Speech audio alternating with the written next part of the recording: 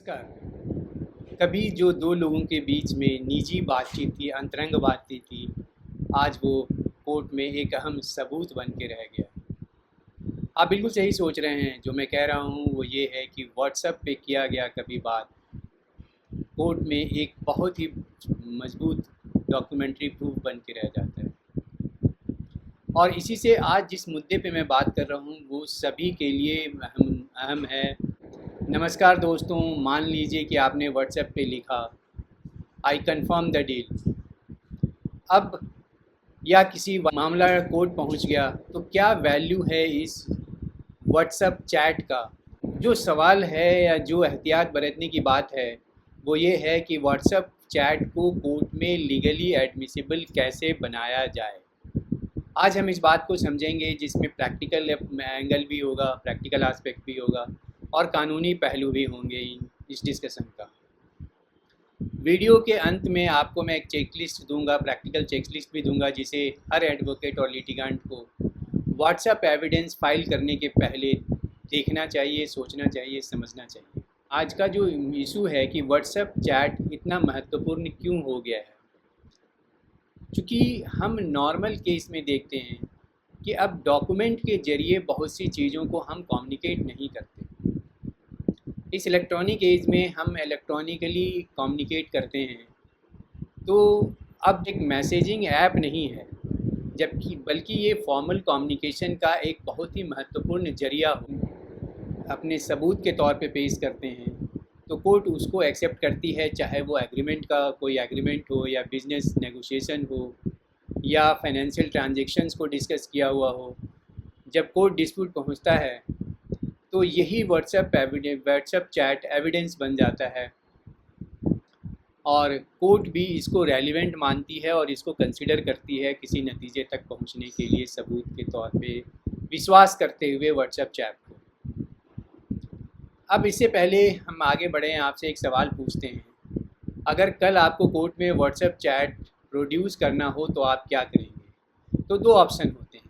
सबसे पहला और इजी ऑप्शन जो होता है, जो ज़्यादातर लोग कहते हैं कि स्क्रीनशॉट लेते हैं, प्रिंट लेते हैं और फाइल कर देते हैं।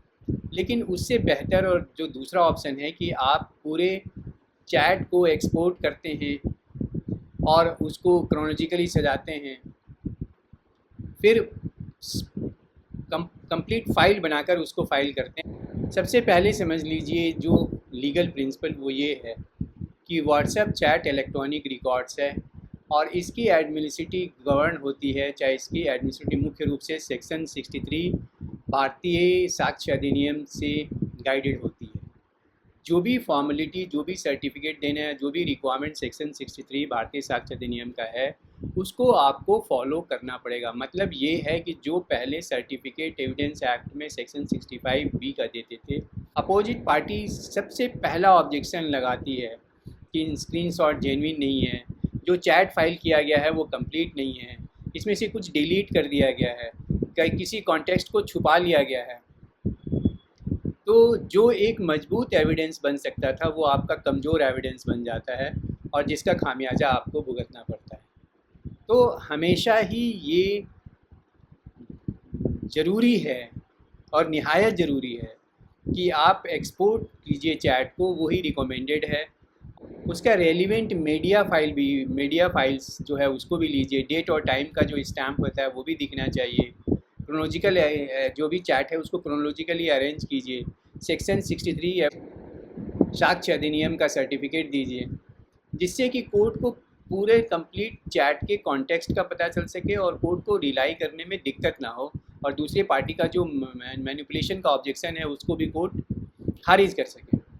जिस मोबाइल चैट का मोबाइल नंबर से चैट को लिया गया है उसका मोबाइल नंबर भेजने वाले का भी और रिसीविंग एंड वाले का भी, दोनों अगर दिखता है तो वो कंप्लीट होता है। अगर स्क्रीनशॉट लेते हैं तो स्क्रीनशॉट लेने में पूरा एहतियात बरतिए, क्योंकि स्क्रीनशॉट में जो ऑब्जेक्शन लगने की संभावना ज़्यादा होती है, तो आपको ज़्यादा माइन्यूटली चीज़ों को एग्जामिन करना है। सर्टिफिकेट इसमें भी चाहिए, क्योंकि कोर्ट पूछ सकती है कि जो मैसेज आपने फाइल किया उसके पहले क्या हुआ या उसके बाद क्या हुआ। तो एक चीज़ ज़रूरी है कि आप please ensure the visibility of date time and number. आप ये देखिए कि जो भी आपने फाइल किया उसमें वो डेट और टाइम और नंबर विजिबल हो, तभी आपको उसका फ़ायदा होगा। और क्रोनोलॉजी मेंटेन कीजिए। अगर स्क्रीनशॉट कई लिए हुए हैं तो उसकी प्रॉपर नंबरिंग कर दीजिए। सर्टिफिकेट की बात तो मैंने कही ही। और कोशिश कीजिए कि कोई अगर मैसेज डिलीट ना हो, उसमें से डिलीट है तो उसका एक्सप्लेनेशन पहले से तैयार रखिए, ताकि कोर्ट को जो सस्पिशन हो, दूसरी पार्टी का जो ऑब्जेक्शन हो, आप उसको हैंडल कर सकें। के तौर पे अगर आप ये कहते हैं कि मैं अगले हफ्ते 10 लाख रुपया दूंगा, अब ये अपने आप में एक तरह से कंप्लीट लग रहा है, लेकिन ऐसा नहीं है।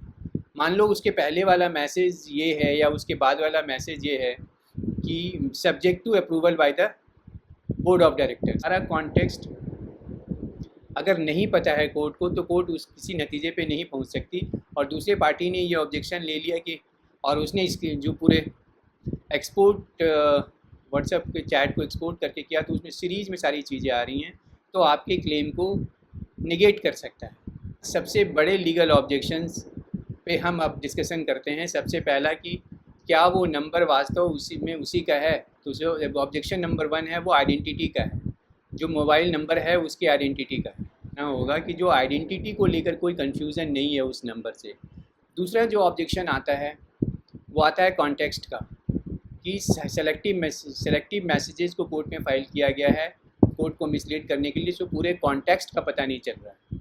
तीसरा ऑब्जेक्शन आता है कि अगर कोई इमोजी का यूज़ किया गया है, अब जैसे नॉर्मली थम्स अप का इमोजी डाल देते हैं, इसका मतलब क्या है? इसका मतलब सीन देख लिया है मैसेज, या आपके जो ऑफ़र है उसको एक्सेप्ट कर लिया है, या कोई अप्रूव्ड कर दिया है। तो इसकी जो भी इस तरह के इमोजीज़ वगैरह होते हैं, उनकी कोई फिक्स्ड मीनिंग नहीं होती, तो वो पूरे कॉन्टेक्स्ट को देखकर ही कोर्ट समझ सकती है। 4 होता है कि मैसेज कुछ डिलीट किए गए हैं, क्योंकि नॉर्मली व्हाट्सएप में 2 ऑप्शंस होते हैं, delete for me, delete for everyone. लेकिन जब भी आप उसका एक्सपोर्ट में लिखेंगे, एक्सपोर्ट करेंगे मैसेजेस को, चैट को, तो उसमें आ जाएगा लिखा हुआ कि deleted, this message was deleted. अब अपोजिट पार्टी कह सकती है कि जो डिलीट किया हुआ मैसेज था वही इम्पॉर्टेंट मैसेज था। तो ये एहतियात बरतिए कि जब भी आप व्हाट्सएप चैट पे आप रिलाई कर रहे हैं तो किसी भी तरह के उससे छेड़छाड़ ना करें। 5वां ऑब्जेक्शन आता है कि मल्टी डिवाइस एक्सेस। यदि व्हाट्सएप कई डिवाइसेस से कनेक्टेड है, लैपटॉप से, टैबलेट से, मोबाइल से, व्हाट्सएप ऐप से, तो अपोजिट पार्टी का आर्गुमेंट होता है कि मैंने ये मैसेज भेजा ही नहीं, इनके कई डिवाइसेस से कनेक्टेड हैं, तो हो सकता है ये आपस में ही एक दूसरे को मैसेज भेज रहे हैं। तो सबसे पहले लॉ क्या कहता है व्हाट्सएप मैसेज को लेकर, व्हाट्सएप चैट पे एविडेंस को लेकर, कि भाई देखिए ये भी एक तरीके का इलेक्ट्रॉनिक रिकॉर्ड है। जो इलेक्ट्रॉनिक रिकॉर्ड का डेफिनेशन सेक्शन 2(1) में भारतीय साक्ष्य अधिनियम में दिया गया है, और जिसको कि उस डेफिनेशन को लिया गया है इंफॉर्मेशन टेक्नोलॉजी एक्ट में जो दिया हुआ था उसको अडॉप्ट किया गया। तो इस व्हाट्सएप चैट को भी इलेक्ट्रॉनिक रिकॉर्ड माना जाता है। दूसरा जो इम्पॉर्टेंट है कि कोई भी सेक्शन 61 का है भारतीय साक्ष्य अधिनियम का सेक्शन, इलेक्ट्रॉनिक रिकॉर्ड को कैसे प्रूव किया जाएगा और उसके क्या क्या इसेंशियल प्रोविज़न है उसके एडमिनिस्ट्रेटिव के लिए। तब आता है अंत में जो सबसे इम्पॉर्टेंट आस्पेक्ट है पूरे प्रकरण का, वो है सेक्शन 63 भारतीय साक्ष्य अधिनियम का सर्टिफिकेट, जो कि इसमें जो चीज़ें इनकॉर्पोरेट की गई भारतीय साक्ष्य अधिनियम में, वो एक लैंडमार्क जजमेंट है सुप्रीम कोर्ट का अर्जुन पंडितराव खोटकर वाले केस में, जो 2020 का जजमेंट है, जिसमें कोर्ट ने ये कहा कि जो भी इलेक्ट्रॉनिक एविडेंस हैं, इलेक्ट्रॉनिक रिकॉर्ड हैं, उसमें वो ऑथेंटिक होना चाहिए और रिलायबल होना चाहिए।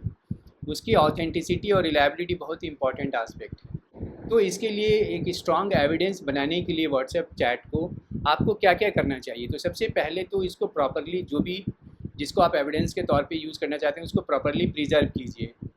दूसरा, प्रॉपरली एक्सपोर्ट कीजिए ताकि पूरा का पूरा चैट आ सके। तीसरा, आप सर्टिफिकेट दीजिए, मतलब प्रॉपरली सर्टिफाई कीजिए। चौथा, आप इस एविडेंस को दूसरे एविडेंस से कोरेबोरेट कीजिए। और पांचवा, आप पूरे कॉन्टेक्स्ट को कोर्ट के सामने लगाइए जिससे कि कोर्ट समझ सके। तो ये चीज़ें हैं जो आपको ध्यान में रखना है अगर आप व्हाट्सएप चैट को यूज़ करना चाहते हैं स्ट्रॉन्ग एविडेंस के लिए। और ये कुछ प्रैक्टिकल चेकलिस्ट है जिसको आप फॉलो कीजिए अगर आप चाहते हैं कि व्हाट्सएप चैट आपके एक स्ट्रॉन्ग एविडेंस के तौर पे आए।